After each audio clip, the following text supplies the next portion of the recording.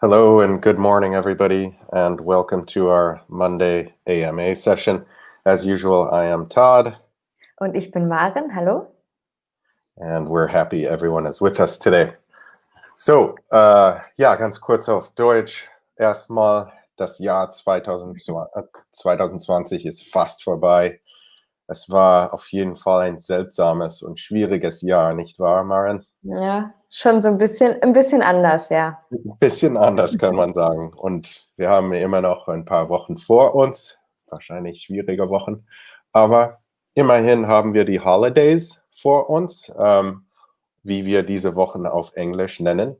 Und daher wollten wir auf jeden Fall heute noch ein paar Feiertage und Festlichkeiten und so diskutieren, wie man drüber redet, ein paar interessante Vokabel und so weiter.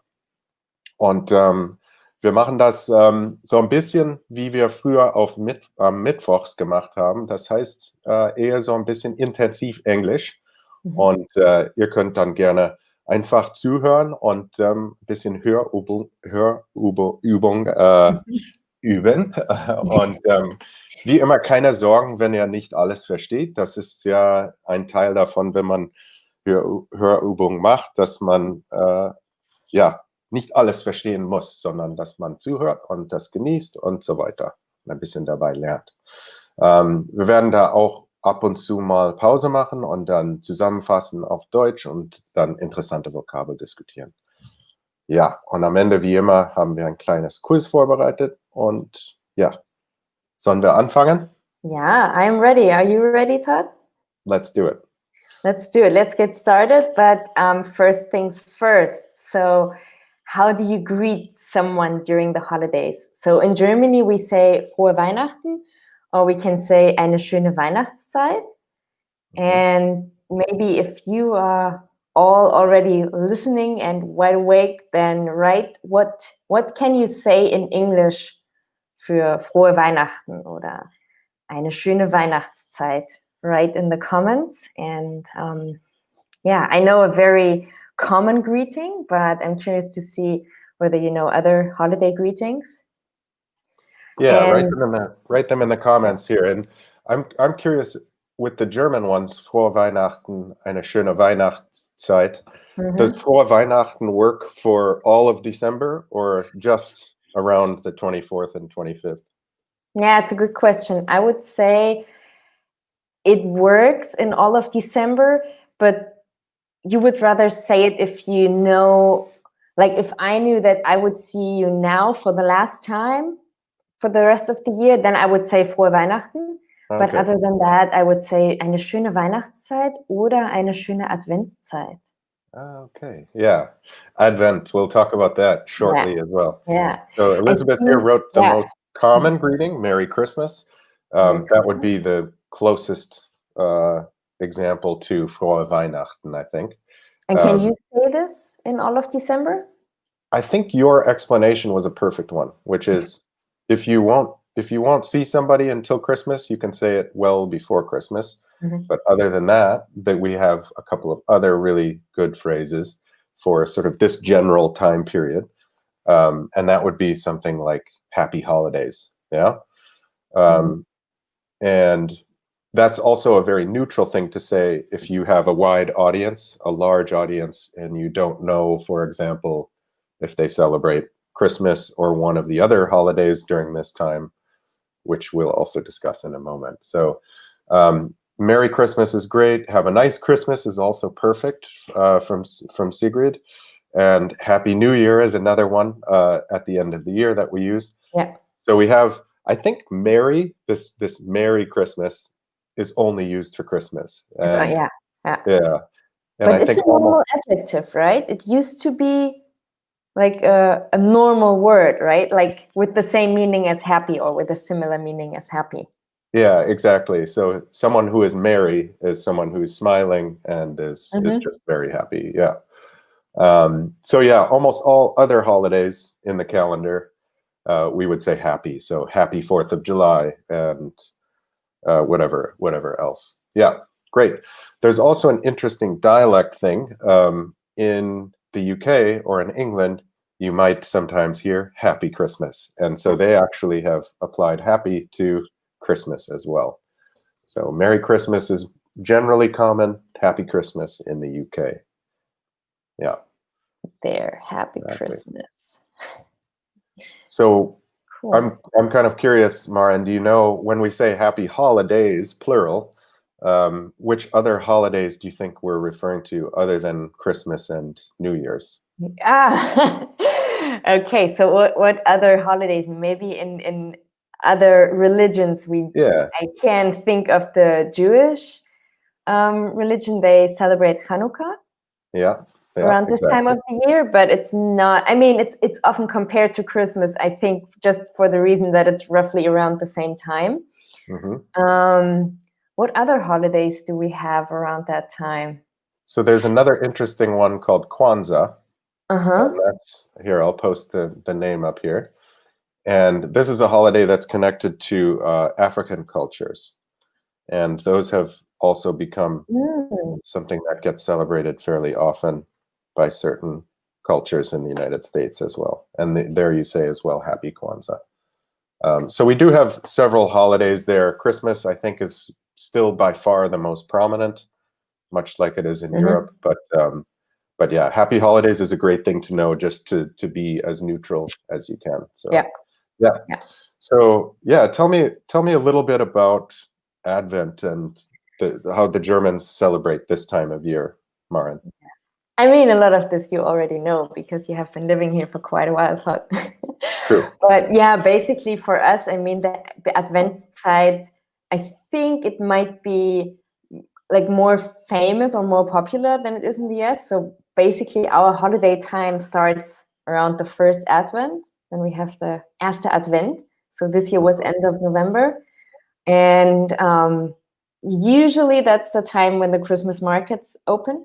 Not this year, but usually that's the time. So when people start getting into the mood of like drinking Glühwein, the mulled wine, baking cookies, eating cookies, and all this. And then, of course, we have the Nikolaustag, the 6th of December.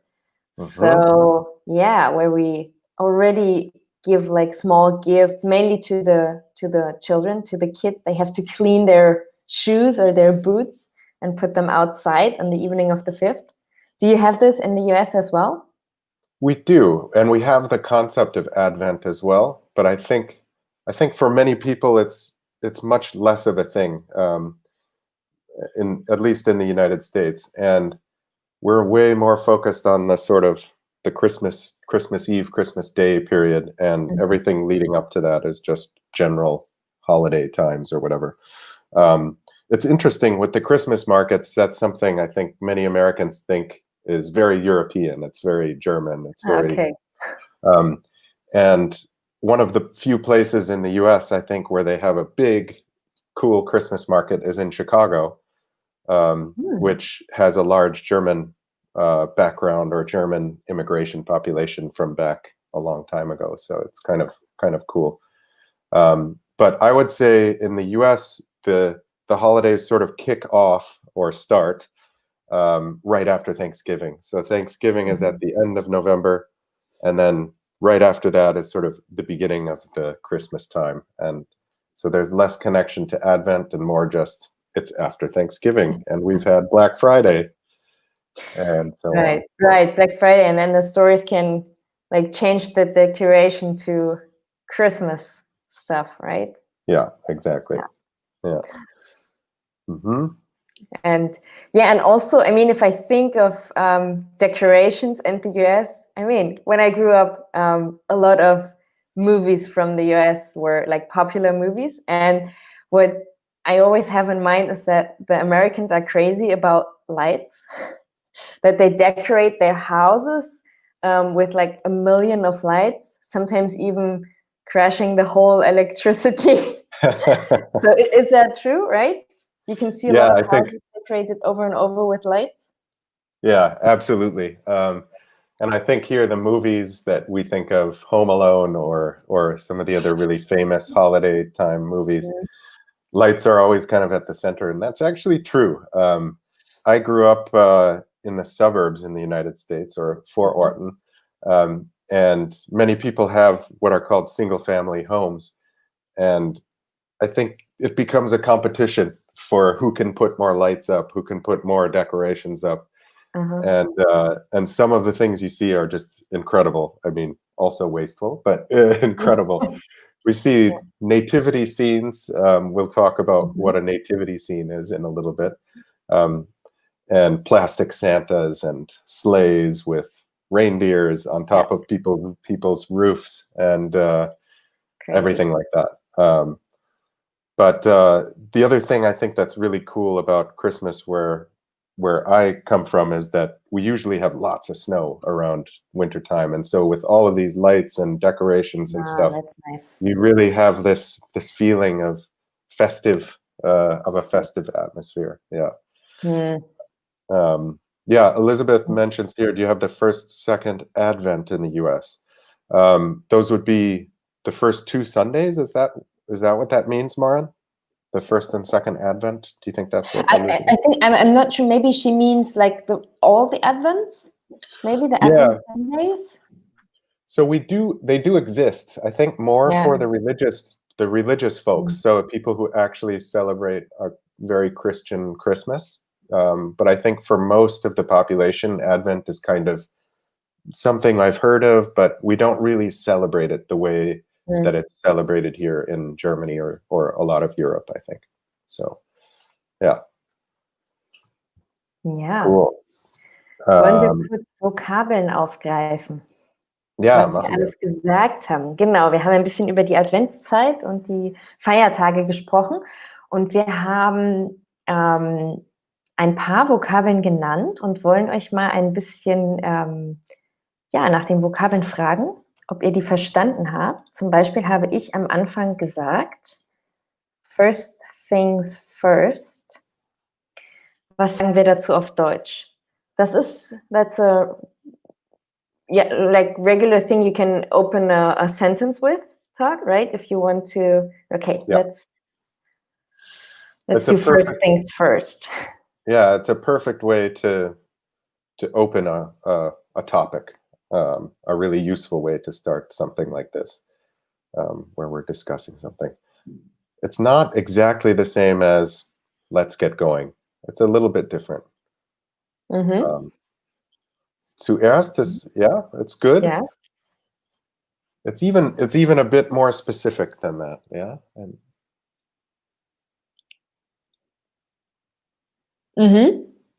Beatrice schreibt eins nach dem anderen. Das Sigrid, genau, das war das, was ich auch im Kopf hatte, genau. Das Wichtigste zuerst oder erst einmal oder auch zuallererst. Ja. Muss man auch sagen auf Deutsch, genau. Aber das Wichtigste zuerst, genau, ist auch das, was ich so im Kopf hatte, ja. Yeah, you say it before you are about to say the most important thing. So in this case, Maren, you said first things first, we must know how to greet someone during the holidays because that's very important, right? Yeah. So cool. And then Todd said a verb. This one you can also hear pretty often, to kick off. Yeah. So in this case, just to give you the context, I said, I think we kick off the holidays after Thanksgiving. That gives you a bit of a hint as to what it might mean. Ja. Was heißt das auf Deutsch? Oder was könnte man sagen? And where does it come from, Todd? You can tell us in a second. Yeah. Because, I mean, to kick heißt treten, ne? Yeah. Lostreten. Right. It's a nice metaphorical verb, I think. Yeah, and this one you also hear all the time. I think English is very rich with these types of metaphorical words. Yeah, and both Beatrice and Elizabeth have the right idea there. Yep, this starten, yeah, to kick off. And yeah, this comes from Anstoß is good too, yeah. There you get a little bit the sport connection, and that's where kickoff comes from, actually, from American football, and actually from soccer as well, I think. That the beginning of the game is a kickoff. And so to kick something off, we often also say like to kick off a meeting, right? Or a workshop or Yep. anything like that. And so it's another super useful word if you don't want to always use let's start. Start. Yeah. Let's kick things off. Yeah. Let's kick things Great. off. Next. Sehr gut. So this is a very Okay. Christmassy piece of vocabulary. We'll go very quickly on this one since it's maybe not as common to hear in normal language, but sleigh is kind of a funny word. We don't pronounce the GH, and the vowels in the middle look like we should pronounce it sly, but it's actually sleigh. And this is just another word basically for Schlitten, except we only use this word for Santa Claus, and for his sleigh. The only other time where we would use this word is if you have one of these really big sleighs that are pulled by horses. So I think Schlitten in German is pretty much anything that goes on the snow. Yeah. You could also say Pferdeschlitten, I think. Okay. Yeah. Not that you see them very often, but you could say it. Yeah. And then for English, other than sleigh, we usually say like sled for what kids slide down a hill on is called a sled, SLED. I'll post that real quick too. Yeah, post so that you know the difference there. Cool. Should we do one or two more? Yes. And then move on. Yes, and you talked about the suburbs, Todd. Yeah. So what are the suburbs? Where you can find family homes a lot. Yeah, exactly.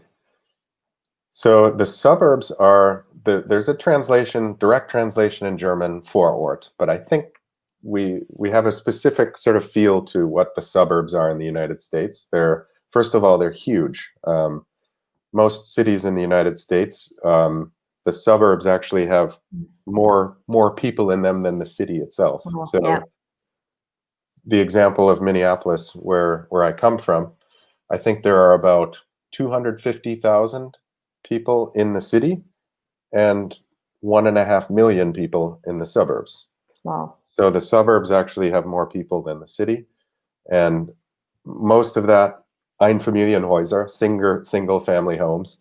And yeah, as I described, lots and lots of Christmas lights and so on. So these suburbs have a specific feel to them that are quite different, I think, to the European idea of the suburbs. We have lots of cool other words for it as well in German. Vorstadt, Vororte, Speckgürtel. Yeah.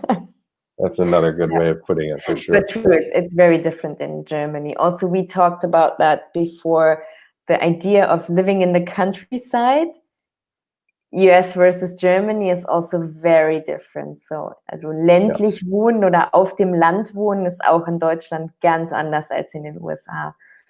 Ja. In den USA kann man wirklich irgendwie so vom nächsten Supermarkt eine halbe oder eine ganze Stunde oder so entfernt sein, ne? Und in Deutschland ist das ja eigentlich nicht so selten. I also posted here a sort of a negative word for what we have in the suburbs, which is the term urban sprawl, which basically means when a city grows outward really quickly into these big, huge suburbs. So another useful word. Cool. Should we continue on, Maren? Yeah. Jump forward? Yeah. Yeah. You want to talk about Christmas itself? Yeah. So, I mean, as you know, in Germany, not most important, but the day is the Christmas Eve, actually, the 24th of December, where all the kids get their presents in the evening. So is that the same in the US? It's not, right? Traditionally, it is different, yeah.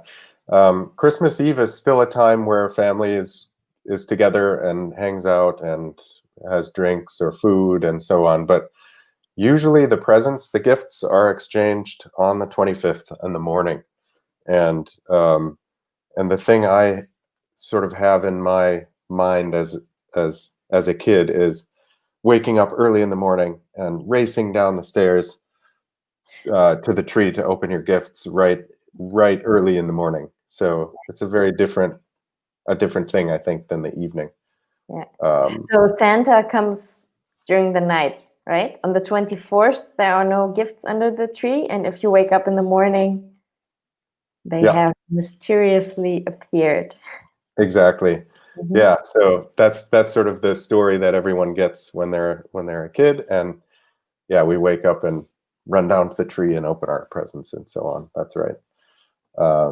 Yeah, and I think in general with Advent and with Christmas and so on, I think many people celebrate it religiously, but it feels like a more secular holiday, I think, in the US.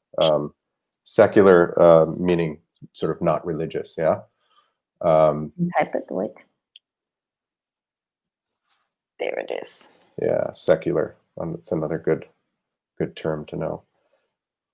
Yeah, we have the same sekulär, we could say in German, so it's okay. Yeah, easy for us to understand. Yeah. So as we mentioned already as well, there are some other cultures that celebrate during this time of year. Among them, the Jewish community as well. So I think Hanukkah is the largest non-Christian holiday, but then we have Kwanzaa as well, which we talked about.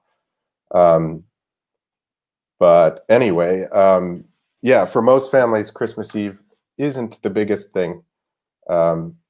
And yeah, in general, I think another thing that's interesting about the US is that celebrations are more flexible. So different families do things differently. So I think about my own family here. We always open gifts on the 25th, and then I became a German exchange student, an Austauschschüler, when I was in high school. And I learned about the German traditions and came back home and told my parents about it, and they really liked it. They thought, oh, this is really nice. I like the Christmas Eve thing. And we just switched. We just switched the way we did things. And my feeling is that in the US, there's a bit more of that flexibility of each family kind of does whatever is ideal for them. Yeah. So I kind of like that. Yeah, true. Anyway, Todd, yeah. I want to get back to your anyway, what you said. So the word anyway is used quite often in the English language, is it? Yeah, it's a great transition word, and that's one of the themes that we wanted to talk about today. Are these words like first things first, or anyway, or these little flavor words in a conversation that help us move from one topic to the next, to start a topic, or as we'll see in a little bit, how to end a Gespräch or a conversation. So ja, auf Deutsch ganz kurz, dieses Wort hört man sehr häufig in der gesprochenen Sprache. Und ja, es zeigt zum Beispiel, wenn man einen Abstecher oder sowas hat, wo ich irgendwo hingegangen bin mit einem Thema und dann komme wieder zurück zum Kernthema, dann sage ich immer so, anyway, back to the main topic. Genau, Sigrid und Harald und Elisabeth sagen auch wie auch immer oder sowieso. Ganz umgangssprachlich kann man auch sagen, naja, und weiter im Text oder so. Genau, aber wie auch immer ist, glaube ich, auch das Typische, was man auf Deutsch, ja, wie auch immer, back to the topic we were talking about. Aber es ist auch zum Beispiel super nützlich, wir sagen auf Englisch uncomfortable pauses or uncomfortable silences. Also wo niemand was sagt für 2, 3, 4 Sekunden oder so. Dann kann man einfach ganz alleine, anyway. Also das ist auch super, super häufig. Also und man kann es auch nutzen, wenn man so ein bisschen die Gäste langsam zum Gehen überzeugen möchte. Ja, genau, Genau, richtig. Ja. Genau, peinliches Schweigen schreibt ja. Genau. Ja, oder wenn man zum Beispiel seine Gäste sitzen hat und irgendwie ist es spät geworden. Ich glaube, die Deutschen würden immer so sagen, oh, das war schon ganz schön spät. Das ist aber schon ziemlich direkt auch wieder, oder? Ja. Und anyway ist so ein bisschen so, ach ja. Genau, ja. Also solche Sachen, finde ich, sind sind super wichtig zu wissen, wenn man eine neue Sprache lernt, weil ja, sonst ist man entweder zu direkt oder man weiß nicht, wie man das normalerweise machen soll. Ja, cool. Noch ein Wort, was ich unbedingt erwähnen wollte, ist das Wort auf Englisch für Geschenk. Und zwar haben wir zwei Wörter dafür. Erstmal haben wir das Wort present. Und beide Wörter haben ganz interessante Geschichten in der Sprache. Also present kommt vom Wort to present. Also to present something means to put something in front of somebody. And so a present is something that you put in front of someone. Very cool and interesting that it's so directly there. And Elizabeth here, das andere Wort für dich, ja. Yeah, has already shown us the other interesting one, which is gift.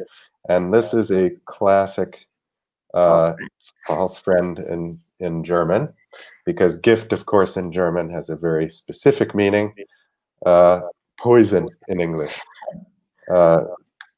And if we look back at where these words came from, they both come from the word geben in German. So we kind of can see that in the form of the word there, gift, geben. The B sort of shifted into an F. But the interesting thing is the thing that you give somebody is, of course, a Geschenk, something that you hand to somebody.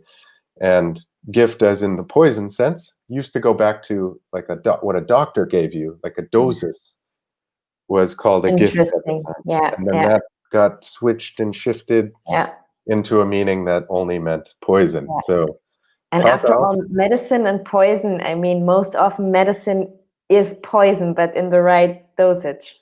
Yeah, exactly. So if somebody in English says to you, I would like to give you a gift, don't be scared. They just want to give you a present. Yeah. Yeah. And Elizabeth asks, is there a difference in the meaning or use? Like when do you use what?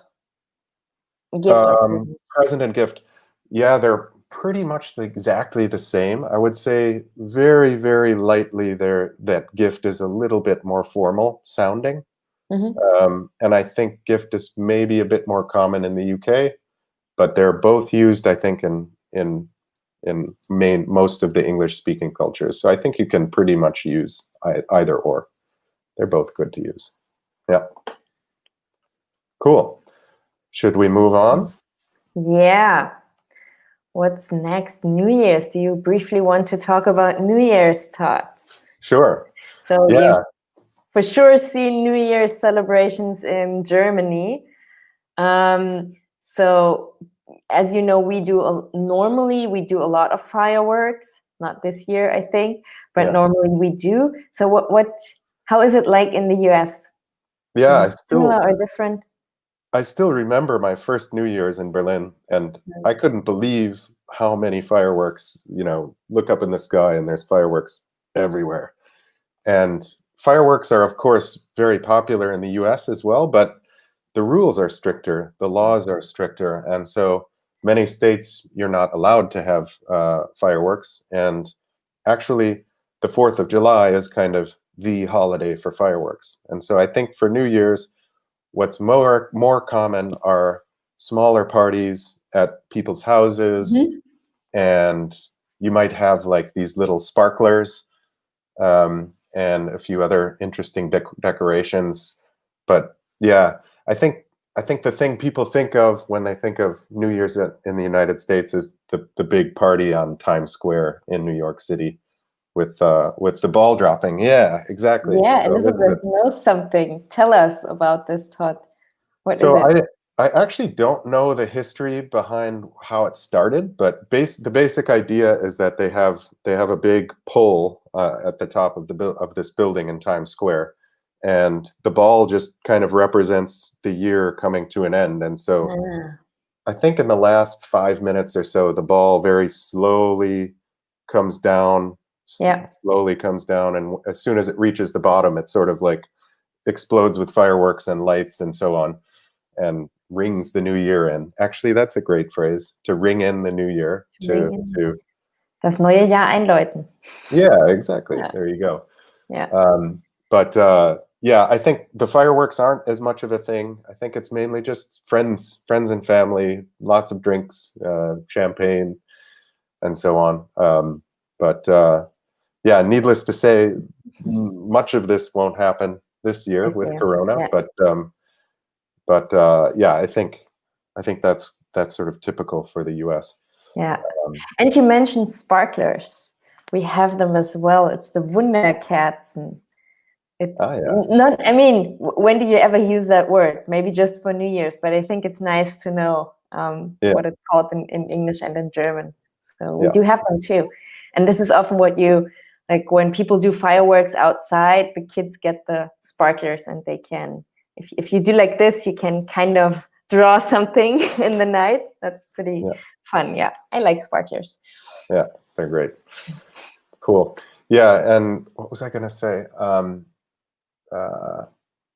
Yeah, I guess that's it. Oh, you also, of course, I mentioned the traditional kiss at midnight. Is that a thing in Europe as well? I haven't heard.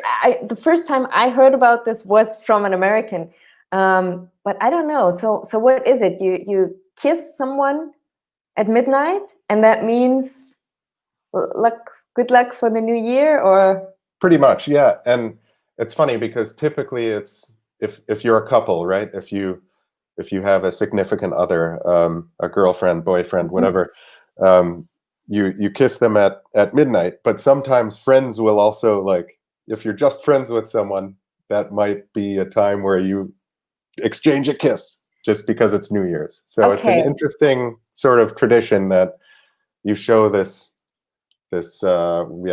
affection, I guess, right at midnight.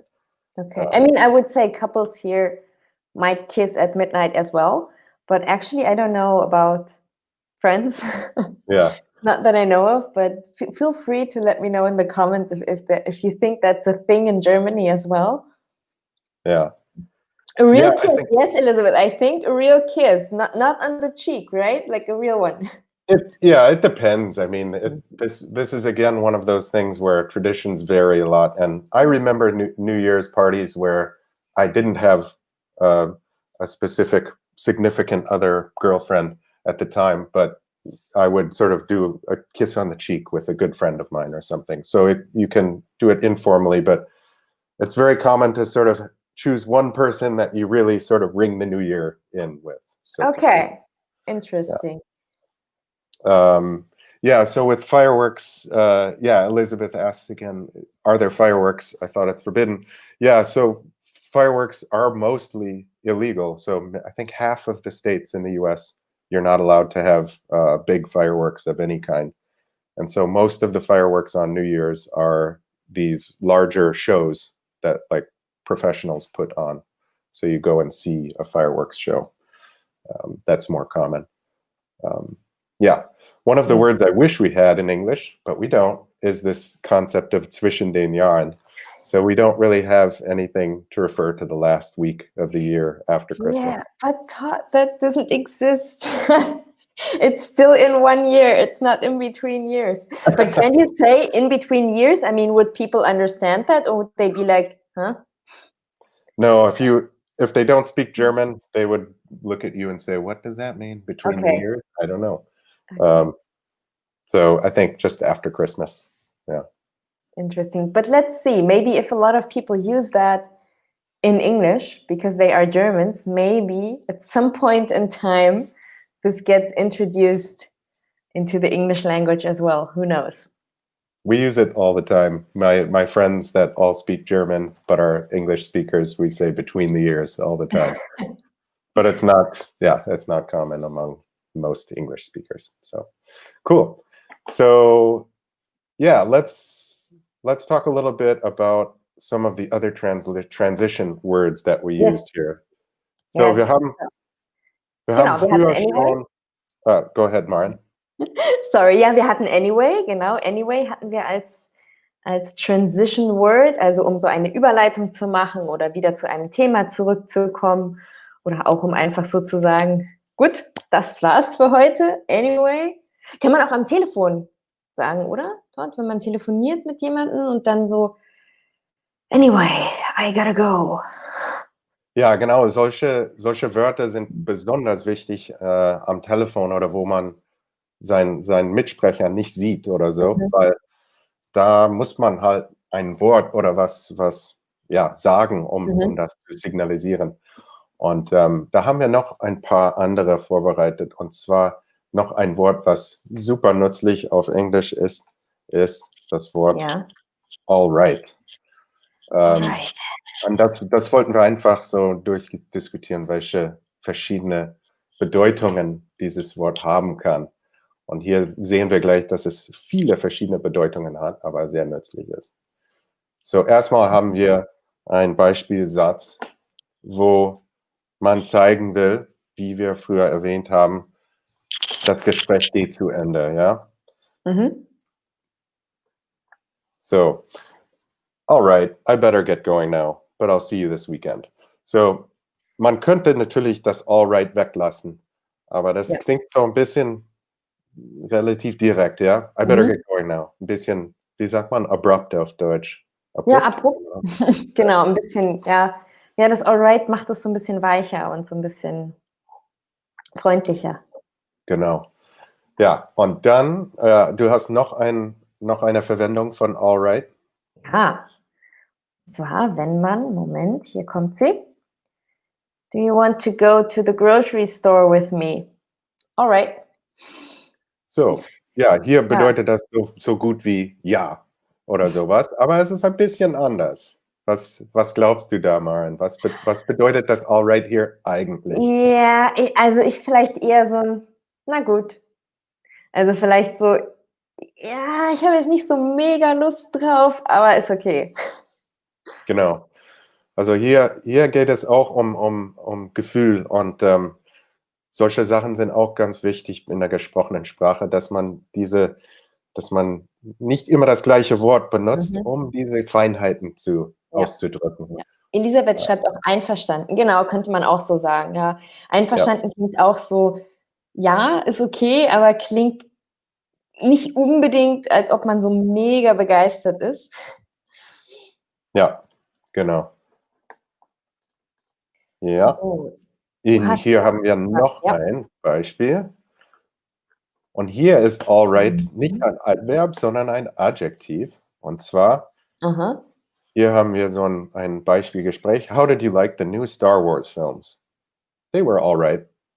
Und hier genau wie früher hat es dieses Gefühl von meh. Ja, okay. Ja. They were okay. They were all right. Und ja, es kann hier auch bedeuten, dass du sie gar nicht gut gefunden hast, aber dass du das nicht sagen willst. Ne? Also da kann man auch sagen, ja, they were all right. Da weiß die andere Person, dass du das eher nicht so gut gefunden hast. Okay. Ja. Stefan hat noch eine gute deutsche Variante für Do you want to come with me? All right. Wenn es sein muss. Genau, das sagen wir, glaube ich, auch ganz gerne auf Deutsch. Ja, wenn es sein muss, dann gut. Ja. Ja, und Elizabeth schreibt hier, geht so. Ja, geht so. It's all right. Ja. It's all right. Genau. Und du hast noch ein anderes Wort, was man auch benutzen kann. Ja, genau. Noch ein anderes Wort, was super nützlich in der gesprochenen Sprache ist und viele verschiedene Bedeutungen hat, ist das Wort well.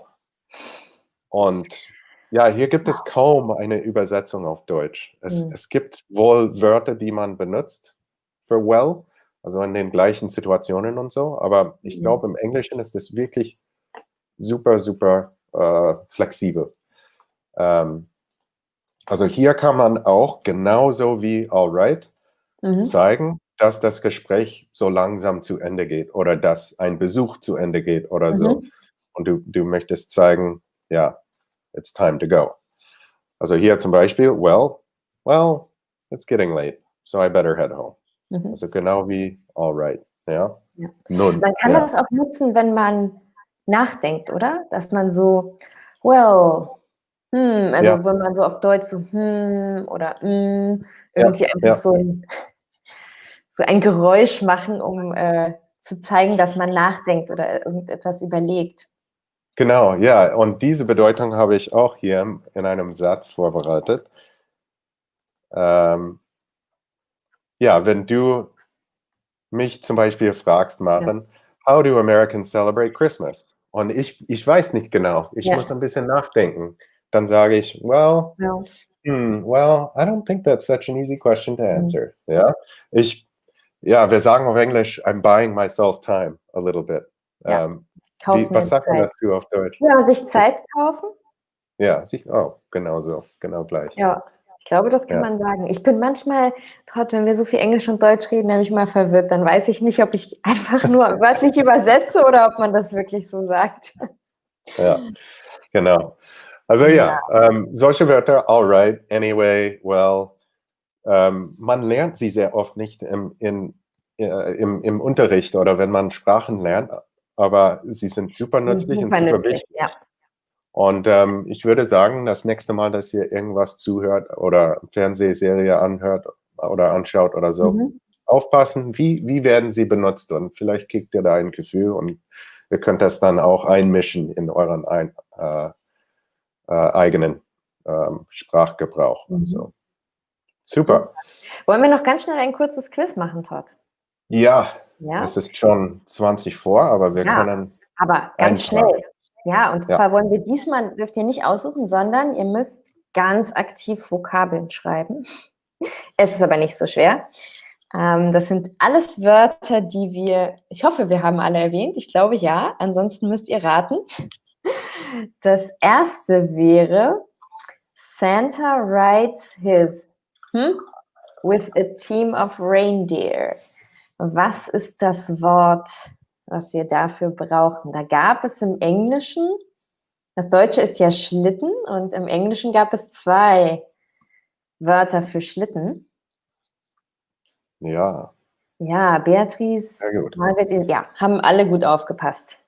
Genau. Und die Aussprache ist auch ein bisschen witzig da. Nicht Sly, sondern Sleigh. Ein Sleigh. Sehr gut. Slay. Und das nächste ist ein bisschen schwieriger, weil das haben wir dann gar nicht, glaube ich, übersetzt, oder? Oh ja. Ja, aber vielleicht, wir haben es auf Englisch erwähnt. Mal sehen, wer das weiß. Ja, das ist schwierig. Ja. A Wir haben das display nur of kurz the erwähnt. birth of Jesus Christ is called. Das Was ist sagt man dazu auf Deutsch? Weihnachtskrippe oder Krippe Weihnachten. einfach. Ja. Mhm. Ja, das ist ein super spezifisches Wort auf Ja. Englisch. Oder Wörter. Mhm. Ja, es sind 2 Wörter. Mhm. Deswegen die kleine Lücke. Ich weiß gar nicht, wo das herkommt oder warum es so heißt, aber ja. Ist vielleicht Ja, zu wir schwierig. haben es nur kurz erwähnt, ja. Möchtest du es sagen, So. Todd? Dann schreibe Gibt es ich. ein, genau. Das Ach, du hast schon geschrieben. heißt auf Englisch ein Nativity Scene. Aha. Und ja, man sieht sehr häufig solche Szenen auch im Haus von verschiedenen Mhm. Leuten, also ganz klein, aus Holz oder sowas ähnliches. Aber sieht man sehr oft in den Gärten also von den Einfamilienhäusern aus Plastik oder sowas, aber riesig dann. Also Wow, ja, ja. echte Oder für Größe. Kirchen, oder? Wird Auch, das auch ja. von der Kirche aufgebaut? Mhm. Ja, sieht man auch, ja. Stimmt. Ja, Cool. es ist gut, das zu wissen. Man benutzt es wahrscheinlich genau einmal im Jahr, dieses Wort, aber Mhm. trotzdem spannend, das zu wissen. Ja. So, ich habe schon das nächste. If you don't live in a big city, but in the area around, you live in the Vororte. And we talked here about how these areas in the US are quite large. And yeah, Sabina says rural, which is also a good answer. If you're not in the city, it's also rural. Rural actually refers to the areas that have the fewest people, so really in the countryside. Mhm. But the area just around the city is called the suburbs or the suburban areas, as some people wrote there. Suburban would be the adjective. Yep. Und And Angelica Angelika writes the slightly more negative version of urban sprawl, which refers to not just suburbs, but huge suburbs growing out massively. Yeah, cool. Ja. Und Two 2 more haben wir quick noch, oder? Ja. Ja. Die schaffen wir noch, 2. Ich liebe Quiz. So. Komm, Internet, lass mich nicht im Stich. So. Wunderkerzen are called in English. Was war das Wort für Wunderkerzen? Und hier ist das Wort wirklich beschreibend. Also es beschreibt genau, was sie machen, was sie tun. Hey, Wunderkerzen auch. Es beschreibt auch genau, was sie tun. Man bewundert die Kerzen, ja. Richtig. Sigrid ist sehr schnell. Ja, Sparklers, sehr gut. Sparklers. Genau. Cool. Und als ich gelesen habe, was ist legal, was ist nicht legal, meistens sind die Gesetze so geschrieben, wo sie sagen, no aerial fireworks. Also alle Feuerwerke, die nicht durch die Luft fliegen, sind quasi legal und die anderen nicht. Ja. Cool. Okay. Und die letzte Frage auch, Ja. finde ich, die wichtigste ist, so, if you would like your guests to leave, but you don't want to be too direct, you could just say what? And here we have probably a few different options, I think. Ja. So what can you say just by itself? You don't even have to say a sentence afterwards. You can just say, dot, dot, dot, dot. Ja, Beatrice hat schon eine Ja. mit Smiley. Anyway. And Anyway. there's a certain tone to it as well. So it's not just flat anyway. It's more like anyway. Yeah. Anyway, well, very good. Well, I better get going. All right. Yep. Very good. Yep, ihr habt es gut gemerkt. Sehr schön. Super. So. Anyway, it's getting late. Yeah, perfect. So, ja, dann sind wir nächsten Montag wieder da, am 21. Also wir sind da, wir arbeiten noch. Wenn ihr auch Lust habt, würden wir uns freuen, euch 3 Tage vor Heiligabend nochmal zu sehen. Und bis dahin eine schöne Woche. Ich sage schon mal Tschüss. Have a great holidays, everyone, if we don't see you. Otherwise, till next Monday. See you then. Bye, bye. Bye, everybody.